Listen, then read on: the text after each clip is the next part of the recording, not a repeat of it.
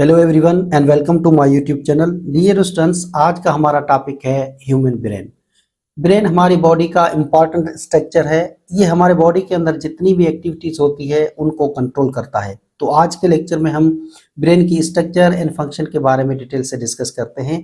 Brain basically हमारे central nervous system का एक इम्पॉर्टेंट कंपोनेंट है। सेंट्रल नर्वस सिस्टम के दो कंपोनेंट्स हैं, एक है ब्रेन और दूसरा होता है स्पाइनल कार्ड। तो ब्रेन एक इम्पॉर्टेंट कंपोनेंट है सेंट्रल नर्वस सिस्टम का। ह्यूमन ब्रेन की स्ट्रक्चर एंड डिजाइन की बात करें तो ये सिमिलर होती है जैसे दूसरे एनिमल्स के अंदर होती है। तो आप यहाँ पे देखें, ये ह्यूमन का ब्रेन है, ये शीप का ब्रेन है और ये माउस का ब्रेन है। इसकी स्ट्रक्चर और डिजाइन ऑलमोस्ट सेम होती है, लेकिन डिफरेंस क्या होता है कि यहाँ पे ये स्ट्रक्चर आप देख रहे हैं, this is called cerebral cortex. ये वेल डेवलप्ड होता है ह्यूमन ब्रेन के अंदर, लेकिन दूसरे एनिमल्स जैसे शीप हो गया, माउस हो गया, इसके अंदर वेल डेवलप्ड नहीं होता। बस ये एक डिफरेंस होता है, बाकी स्ट्रक्चर और डिजाइन सेम होते हैं।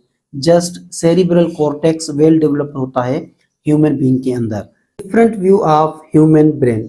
So you can see here, this is the dorsal view of human brain. अगर हम डोर्सल साइड से देखेंगे तो हमारा ब्रेन कुछ इस तरीके से नजर आएगा, और इसी ब्रेन को अगर हम फ्रंट व्यू से देखेंगे तो हमारा ब्रेन इस तरीके से नजर आएगा। ये हमारा फ्रंट व्यू है ब्रेन का, और इस तरीके से ये हमारा है बैक व्यू। अगर हम बैक साइड से ब्रेन को देखेंगे तो इस तरीके से हमारा ब्रेन नजर आएगा, और अगर हम लेटरल साइड से देखेंगे तो हमारा ब्रेन इस तरीके से नजर आएगा। So these are the different views of the human brain. Human brain large and complicated structure है और इसका वजन अप्रॉक्सीमेटली 1.4 kg और 3 पाउंड होता है। ह्यूमन ब्रेन के 3 पार्ट्स होते हैं, उसमें नंबर 1 है fore brain. You can see here, आपको ये जो स्ट्रक्चर ब्राउन कलर की नजर आ रही है, this is called fore brain. और दूसरा हमारा पार्ट है मिड ब्रेन। आपको यहाँ पे ये ग्रीन कलर की स्ट्रक्चर जो नजर आ रही है, this is called mid brain. और तीसरा पार्ट है हाइंड ब्रेन। तो ये आपको जो यहाँ पे स्ट्रक्चर नजर आ रही है, this is called hind brain. तो 3 स्ट्रक्चर्स होती हैं, fore brain, mid brain and hind brain. आज के लेक्चर में हम फोर ब्रेन को कंप्लीट कवर करेंगे, और नेक्स्ट वीडियो में हम मिड ब्रेन और हाइंड ब्रेन को डिस्कस करेंगे। तो फोर ब्रेन की अगर हम बात करें तो फोर ब्रेन हमारा एक इम्पॉर्टेंट एंड कॉम्प्लिकेटेड स्ट्रक्चर है ब्रेन का। इसके 2 पार्ट्स होते हैं, एक पार्ट कहलाता है टेलेंसेफ्लन। आपको यहाँ पे ये स्ट्रक्चर नजर आ रही है, दिस इज कॉल्ड टेलेंसेफ्लन। ये लाइट ब्राउन आपको स्ट्रक्चर जो नजर आ रही है, दिस इज कॉल्ड टेलेंसेफ्लन। और दूसरी ये जो स्ट्रक्चर आपको नजर आ रही है, दिस इज कॉल्ड डायनसेफ्लन। तो 2 पार्ट्स होते हैं फोर ब्रेन के, एक होता है टेलेंसेफ्लन और दूसरा होता है डायनसेफ्लन। अब हम इन दोनों के बारे में डिटेल से डिस्कस करेंगे। तो नंबर 1 है टेलेंसेफ्लन। टेलेंसेफ्लन को अगर हम लेटरल व्यू से देखेंगे तो इस तरीके से ये स्ट्रक्चर नजर आएगी, और इसी स्ट्रक्चर को अगर हम डोर्सल व्यू से देखेंगे तो हमें ये इस तरीके से स्ट्रक्चर नजर आएगी। टेलेंसेफ्लन बेसिकली डिफरेंशिएटेड होती है 2 स्ट्रक्चर से। आपको यहाँ पे 2 स्ट्रक्चर्स नजर आएगी, एक ये स्ट्रक्चर है और ये दूसरी स्ट्रक्चर है। इसे कहा जाएगा सेरिब्रल हेमिस्फेयर्स और सेरिब्रम। ये दोनों स्ट्रक्चर्स आपस में कम्युनिकेट करते हैं थ्रू ए स्ट्रक्चर, और उस स्ट्रक्चर को कहा जाएगा corpus callosum. You can see here, this is the structure that is called corpus कोलासम।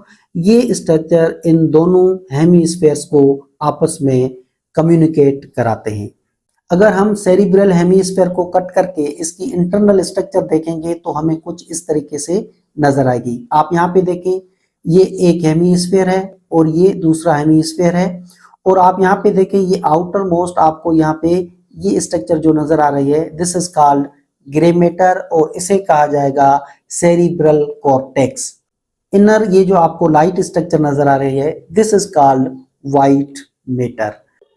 Cerebral cortex important structure है हमारे ब्रेन का, और यहाँ पे मोस्टली इंफॉर्मेशन की प्रोसेस होती है। और ये आपको वैसे तो एक सिंपल सी लेयर नजर आएगी, लेकिन इसके अंदर about 10 to 50 billion neurons packed होते हैं। यहाँ पे आप देखिए, ये आपको एक थिन लेयर नजर आएगी, लेकिन यहाँ पे 10 to 50 बिलियन न्यूरॉन्स प्रेजेंट होते हैं। सेरिब्रल कॉर्टेक्स के 4 रीजन्स होते हैं। आप यहाँ पे देखिए ये 4 रीजन्स हैं। तो ये सामने वाला जो रीजन है इसे कहा जाएगा फ्रंटल लोब। और इसका काम क्या है कि हम जितने भी डिसीजन लेते हैं या प्रॉब्लम को सॉल्व करते हैं या हमारे बॉडी के अंदर जो वॉलंटरी मूवमेंट है, जो हम वॉक करते हैं, रनिंग करते हैं, एक्सरसाइज करते हैं, तो उन सब को कंट्रोल करता है ये पार्ट, उसे कहा जाता है फ्रंटल लोब। और दूसरा रीजन है जिसे हम बोलते हैं पेराइटल लोब। ये फ्रंट साइड पे होता है और उसके बाद पीछे की तरफ ये लोब होता है जिसे हम बोलते हैं पेराइटल लोब। इसका काम क्या है कि अगर कोई हमें टच करे तो टच का सेंसेशन हमें फील हो, ये सारा प्रोसेस पेराइटल लोब के अंदर होता है। और उसके अलावा बाहर की तरफ हम जितने भी ऑब्जेक्ट्स देखते हैं तो हमें ये मालूम होता है कि वो ऑब्जेक्ट हमसे कितना दूर है, उसकी साइज कितनी है, उसकी एंगल कैसी है। ये सारी इंफॉर्मेशन हमारे पेराइटल लोब के अंदर प्रोसेस होती है। तो ये मेन फंक्शन होता है पेराइटल लोब का। उसके बाद हमारा तीसरा लोब है जिसे हम बोलते हैं टेम्पोरल लोब। ये इन्वॉल्व होता है हियरिंग, कोई चीज हम सुनते हैं उसका प्रोसेस यहाँ पे होता है। मेमोरी में टेम्पोरल लोब इन्वॉल्व होता है। और उसके अलावा लैंग्वेज प्रोसेस, डिफरेंट लैंग्वेजेस हम सुनते हैं फिर हम उसका रेस्पॉन्स देते हैं, तो वो सब प्रोसेस होता है टेम्पोरल लोब में। और उसके बाद हमारा लास्ट वन है जिसे कहा जाएगा ओसिपिटल लोब। ये बेसिकली हम जिस चीज को देखते हैं, देख के फिर उसका रेस्पॉन्स देते हैं, तो विजन का जो रेस्पॉन्स होता है वो ओसिपिटल लोब के अंदर होता है। ये बेसिकली कॉर्टेक्स के रीजन्स होते हैं, जो ऊपर वाली ग्रे लेयर हमने डिस्कस की थी उसके लोब्स होते हैं और इनके डिफरेंट फंक्शंस होते हैं जो अभी हमने डिस्कस किया। उसके बाद हमारा दूसरा पार्ट है डायनसेफ्लॉन। फोर ब्रेन के 2 पार्ट्स हैं, एक है टेलेंसेफ्लॉन और दूसरा है डायनसेफ्लॉन। टेलेंसेफ्लॉन के बारे में अभी हमने डिस्कस किया। ये जो पार्ट था टेलेंसेफ्लॉन, जिसे हम सेरिब्रल हेमिस्फीयर भी बोलते हैं, और दूसरा हमारा पार्ट है फोर ब्रेन का दिस इज कॉल्ड डायनसेफ्लॉन। अब हम डायनसेफ्लॉन के बारे में डिस्कस करते हैं। डायनसेफ्लॉन के 2 पार्ट्स होते हैं, एक होता है थैलेमस और दूसरा होता है लिम्बिक सिस्टम। तो आप यहाँ पे ये स्ट्रक्चर देख रहे हो, दिस इज कॉल्ड थैलेमस। ये बेसिकली रिले इंफॉर्मेशन है। इसका मतलब क्या है कि ये हमारा मेजर इंटीग्रेटेड सेंटर है। हम इसे मेन इनपुट सेंटर भी कहते हैं। क्यों कहते हैं? क्योंकि incoming information from all the senses is sorted out in the thalamus.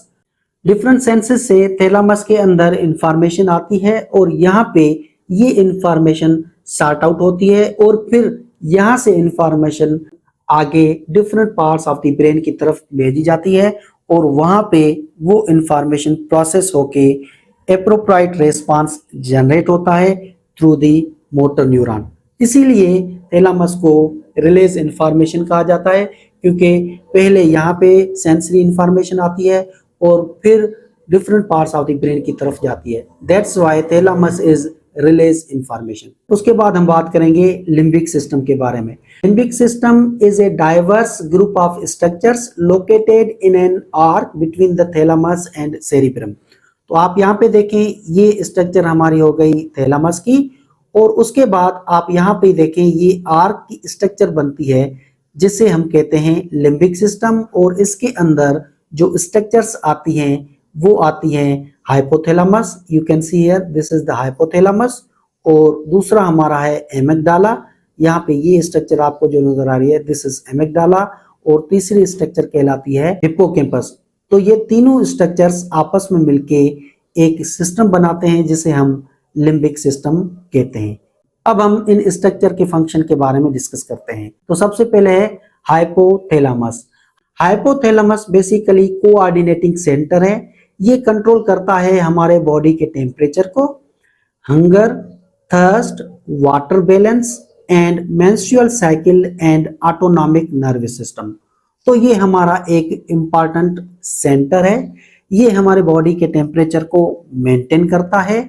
हमें भूख लगती है या प्यास लगती है या हमारे बॉडी के अंदर वाटर का बैलेंस होता है, वो भी यहाँ पे होता है। और फीमेल के अंदर मेंस्ट्रुअल साइकिल को भी हाइपोथैलेमस कंट्रोल करता है और उसके अलावा ऑटोनॉमिक नर्वस सिस्टम को भी कंट्रोल करता है हाइपोथैलेमस। उसके अलावा ये हमारे इमोशन को भी कंट्रोल करता है, जैसे गुस्सा हो गया, डर हो गया, खुशी हो गई, या हमारे सेक्सुअल अराउजल को भी ये एक्टिवेट करता है। तो इस तरीके से हाइपोथैलेमस के भी इंपॉर्टेंट फंक्शन है जो हमारे बॉडी के अंदर कंट्रोल किए जाते हैं with the help of hypothalamus. और उसके बाद हमारा दूसरा पार्ट है एमिगडाला। ये स्मॉल एंड आलमंड शेप की होती है। तो आप यहाँ पे देखें, ये हाइपोथैलेमस की स्ट्रक्चर थी और उसके बाद ये बादाम की तरह आपको ये स्ट्रक्चर नजर आ रही है, इसे कहा जाएगा एमिगडाला। इसका फंक्शन क्या है? एमिगडाला बेसिकली कंट्रोल करता है फीलिंग्स को एंड इमोशंस को। जैसे हमें किसी चीज से डर लगता हो, या हम एग्रेसिव हो जाते हैं, या हमें खुशी महसूस होती है, तो इन सब फीलिंग्स एंड इमोशंस को कंट्रोल करने वाला जो स्ट्रक्चर है उसे हम कहते हैं एमिगडाला। और उसके बाद हमारा लास्ट वन है हिप्पोकैम्पस। तो उसके बाद आप यहाँ पे देखें, ये स्ट्रक्चर है, इसे कहा जाएगा हिप्पोकैम्पस।